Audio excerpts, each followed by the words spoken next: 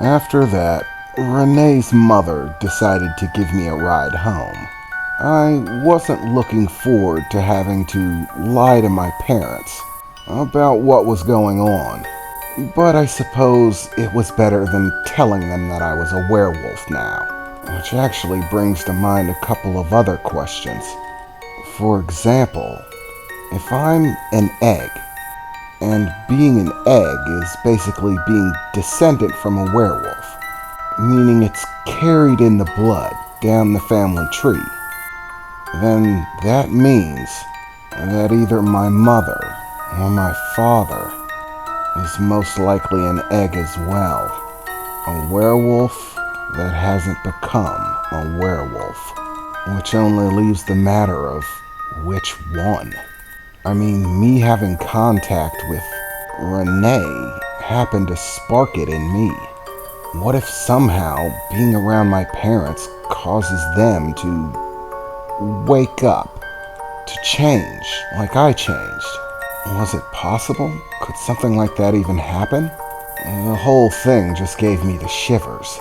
Renee said that during one's first transformation, that they're basically not themselves, that they won't be able to distinguish a friend or foe. Even people they've known their entire lives are as good as enemies. Having to fend off my mom or dad if they should change is a terrifying prospect. Not only the prospect of them possibly hurting me, but the possibility that I could hurt them. But I still didn't understand how any of this worked. Maybe it wouldn't work that way. I don't know. There's just so much information, I thought to myself as I sat in the car, chewing on my thumb, staring down at my feet, trying to mull it all over. You know, Renee's father told me about what she said. I heard Renee's mother say as I looked over to her in the driver's seat, calmly steering the car, not even looking at me, just talking. So it would appear that Renee has taken a fancy to you, much more so than I would have initially thought. You were the first boy that ever managed to snag her up as a girlfriend. I thought she might simply just be being rebellious, wanting to defy her father and date a human. But the stew grows thicker, doesn't it? Now we come to find out that you're a werewolf, and possibly an egg. And not only that, but a high-tier one as well. Based on Renee's description, I did ask her for some of the details before I left. There's no way that you're anything below a Category 3 or Tier 3 wolf, which is basically unheard of when it comes to eggs. High-tier wolves tend to be a lot more choosy about who sires their children, and women that they sleep with tend to be turned either by them or have been werewolves already. Siring eggs is dangerous business and can be traced back to the wolf responsible. We have laws and rules that govern how things work. People who oversee activities, wolf populations, the transition of bloodlines, all are tightly tracked and regimented. For such a high-level wolf to be an egg, it means that someone is hiding something. That's if you are actually an egg. Hiding something? What are you talking about?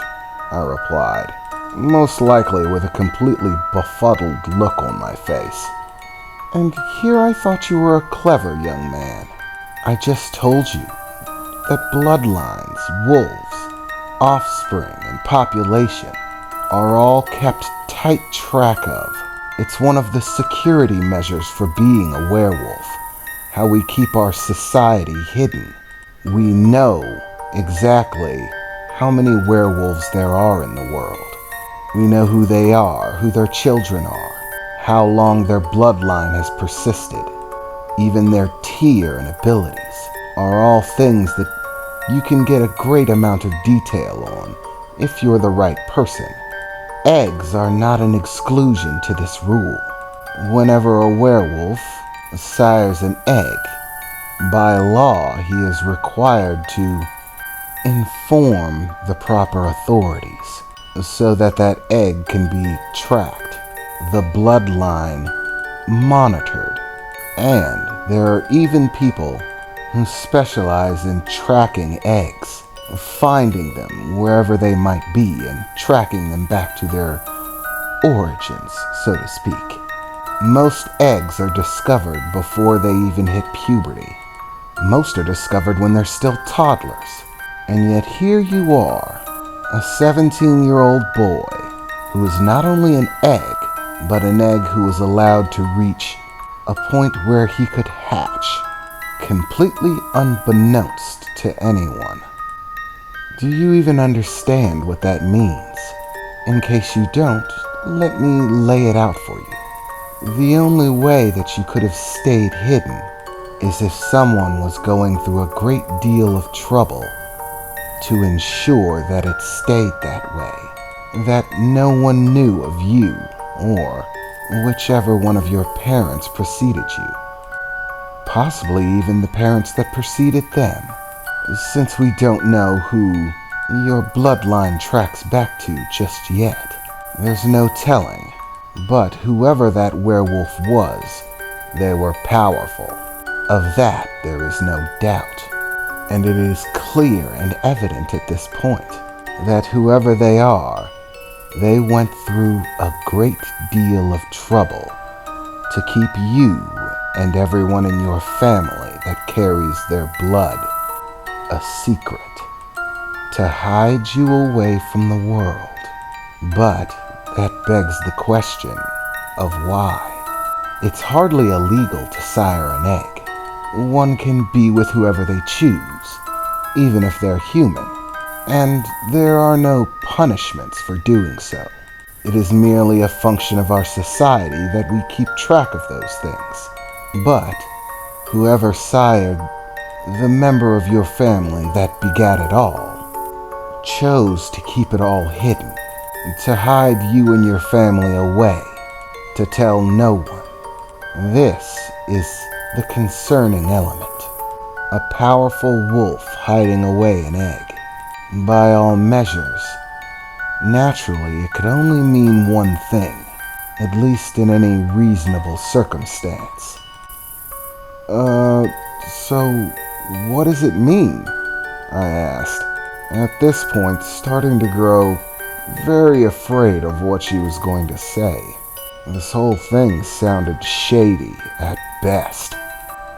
If I were to hazard a guess, I would say that the reason that your true nature was hidden away was only one of two things. Either one, the werewolf that originally sired you never wanted you to hatch, you or whatever member of your family that begat you, and them and so forth, meaning that they might find you a threat. In order to avert the possibility of you hatching, they hid you away, ensured that you would never emerge as a werewolf, worried that you might be a threat to their power. This could mean that your ancestor, the one who suffused your family with werewolf DNA, might just want you dead. If you hatched, that is. And you have, haven't you? And then possibility number two. Your nature was kept a secret for your own protection. It is not uncommon in the werewolf world for grudges to run very long.